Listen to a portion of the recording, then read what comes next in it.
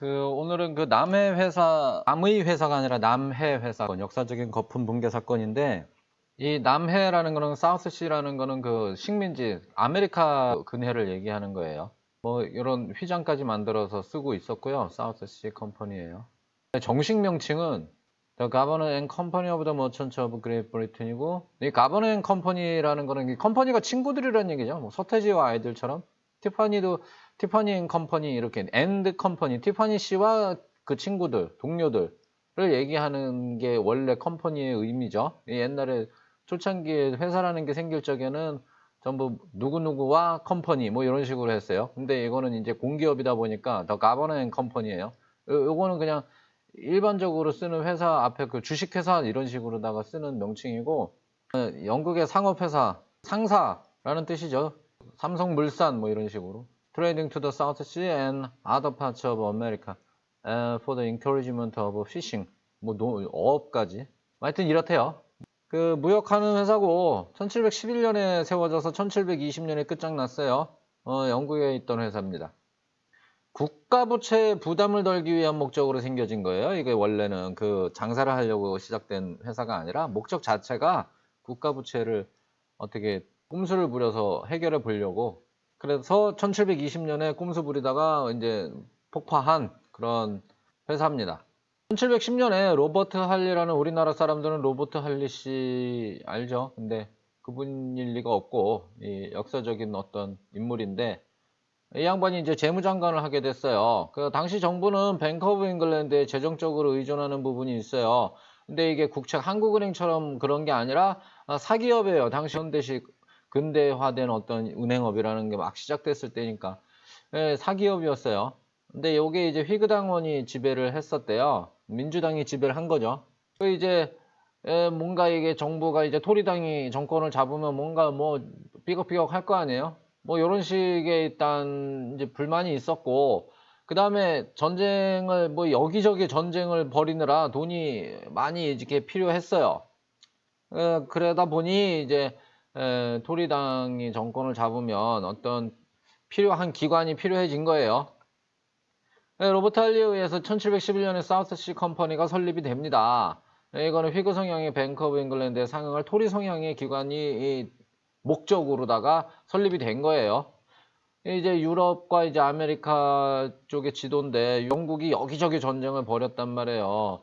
이 영국이란 나라가 뭐 여하간 전쟁에는 돈이 필요하죠. 많은 빚을 지게 돼요. 영국의 어떤 국민들이나 돈 많은 유력가들 또는 회사들한테 돈을 빌려요. 그럼 이제 적절한 이자와 함께 갚겠다는 약속을 이제 뭐 어음을 써주든 뭐 이런 증권을 발행해서 주죠. 근데 빚이 주나요? 빚은 계속 늘죠. 계속 또 지고 또 지고 또 져요. 적절한 이자와 함께 갚겠다는 약속이 실행될지 의문이에요. 이런 채권은 많이 가지고 있는데 이거 어떻게 받지? 이제 걱정이 되기 시작을 했어요. 꼼수를 부립니다. 이 사우스시 컴퍼니를 세워요. 이게 실제로 당시에 그 회사 건물이었대요. 사옥이었대요. 그래서 이 채권을 이 회사로 넘깁니다. 그 대신 주주가 되는 겁니다. 지분을 주기로 한 거예요. 이런 구조로다가 꼼수를 부린 거예요.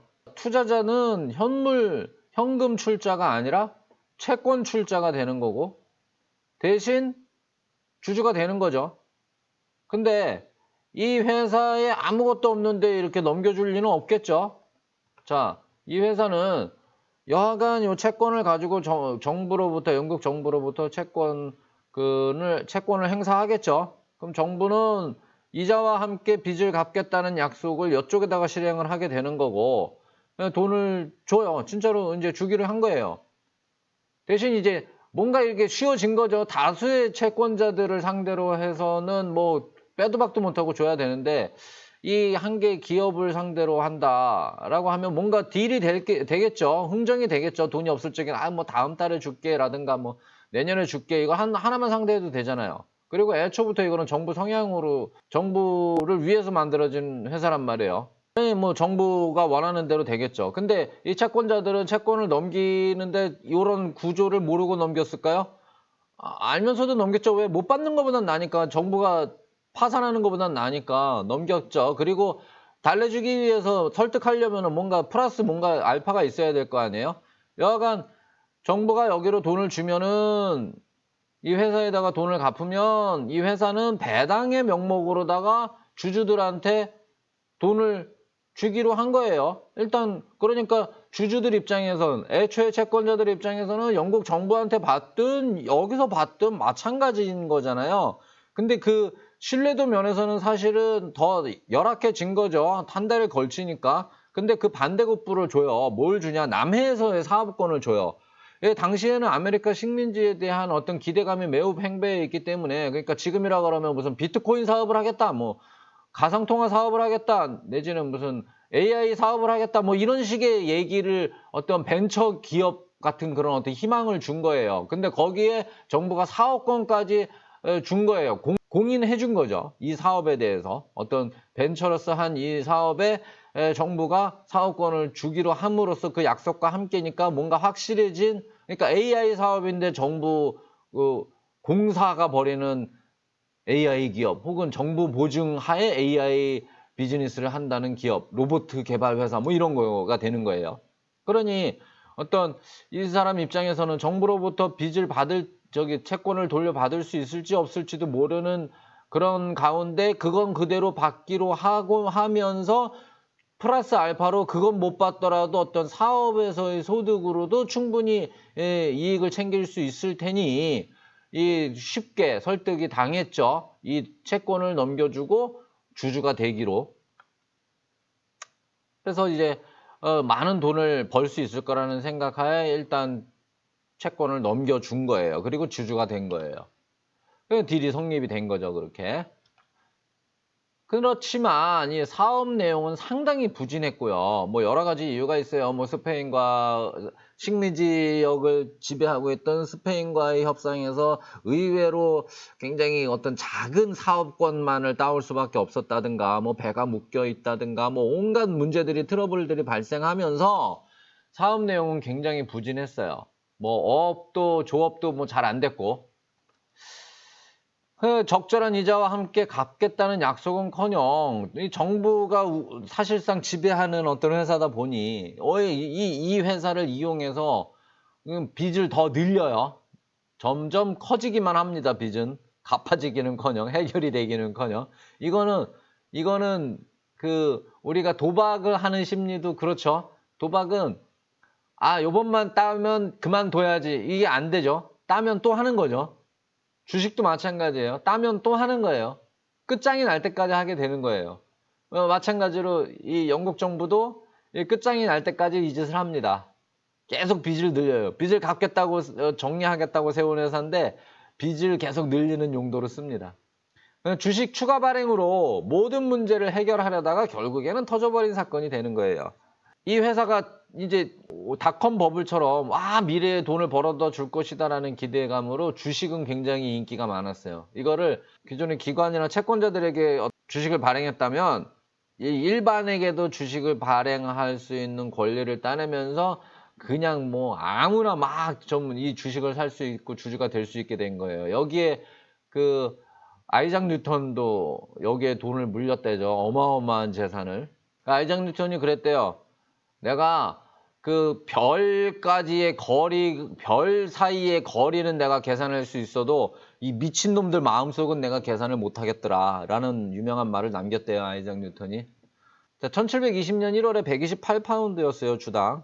근데 이제 그 뱅크 오브 잉글랜드와 그 영국 정부의 부채를 추가로 떠안는 문제를 경합해 버리는데 그거에서 이기면서 기대감이 더 팽배하면서 여하간 뭐 남의 빚을 떠안는 거, 정부 빚을 떠안는 건데 여하간 경쟁은 경쟁이고 이긴 건 이긴 거니까 뭔가 비전이 이때 이 당시엔 있어 보인 거예요. 3월에 2달 만에 330파운드가 됩니다. 2배, 3배가 조금 못 미치죠. 근데 이게 5월에 550파운드가 돼요. 다시 더블로 뜁니다. 식민지 사업에 대한 세계적인 투자 열풍이 막 불어요. 이때 미시시피 사기도 이때 터지는 거예요. 그 다음에 6월이 되니까 다시 2배, 1050파운드까지 올라갑니다. 이때는 이 버블, 이게 뭔가 이상징후가 포착이 된 거예요. 이게 남해 회사만 이렇게 난리가 난 게 아니라 닷컴 버블처럼 온갖 회사들이 막 난립을 하게 되는 거예요. 그러면서 자잘한 피해자들이 막 속출을 하니까 정부가 법을방지법이라는 거를 통과를 시켜요. 이 내용은 합자회사 설립 시에, 주식회사 설립 시에는 정부 허가를 받아야 된다라는 어떤 기득권을 인정해 주는 대신 어떤 신규 참여를 제한하는 법을 통과를 시킵니다. 근데 기득권을 이미 가지고 있는 남의 회사로서는 이게 호재로 작용하죠. 이 회사가 오히려 여기에 손을 미쳤다고 해요. 그러니까 더블로 다시 뛴 거예요. 그러다가 이제 8월이 되니까 뭔가 이상 징후가 포착이 되면서 쭉 내려갑니다. 신용 붕괴가 시작이 된 거예요. 이게 결국에는 요 수준까지 다시 떨어진 거예요. 128파운드까지. 이 회사가 그냥 파산한 건 아니고요. 한 100년 정도 더 장사를 해요. 근데 여하간에 붕 이렇게 버블이 생겼다가 확 꺼져버린 당대 사건입니다. 여기에 피해자가 엄청나게 속출을 했겠죠. 그래서 1721년 다음 해에 사건 조사가 시작이 됐는데 전방위적으로 사기 행위가 있었고 부패, 정부 관료의 부패와 뇌물이 적발이 되고 벌 받을 사람 가고 감옥 갈 사람 가고 뭐 이렇게 됩니다. 그랬던 사건입니다.